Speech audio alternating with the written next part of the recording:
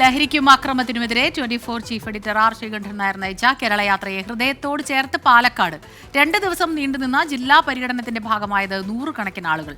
ഗ്രാമ നഗര വ്യത്യാസമില്ലാതെ ലഹരിക്കെതിരെ ഒരേ മനസ്സോടെ നാടൊന്നിച്ചാണ് യാത്രയ്ക്ക് പിന്തുണ നൽകിയത്.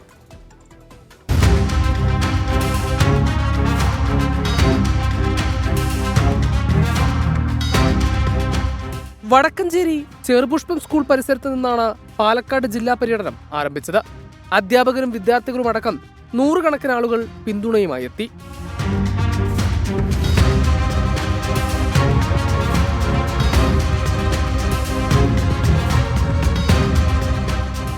മലമ്പുഴയിൽ വിനോദസഞ്ചാരികളും ലഹരിവിരുദ്ധ യാത്രയ്ക്ക് പിന്തുണ പ്രഖ്യാപിച്ചു.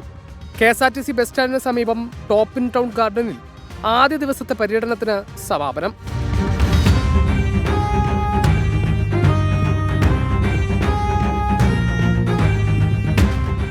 രണ്ടാം ദിന പര്യടനത്തിന് തുടക്കമായത് ഒറ്റപ്പാലത്ത് നിന്ന്.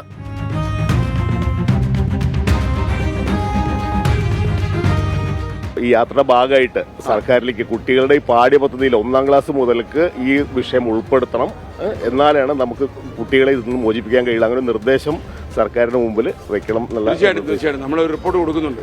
24 ശ്രീകണ്ഠൻ നായരും നയിക്കുന്നോരോ ലഹരിക്കെതിരെയുള്ളൊരു പോരാട്ടത്തിൽ വാണിയംകുളം ടൗണിലും ചെറുപ്പളശ്ശേരിയിലും വൻ ജനാവലി യാത്രയുടെ ഭാഗമായി.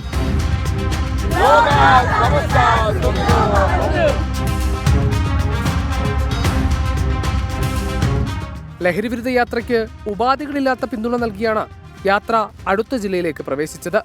24 പാലക്കാട്.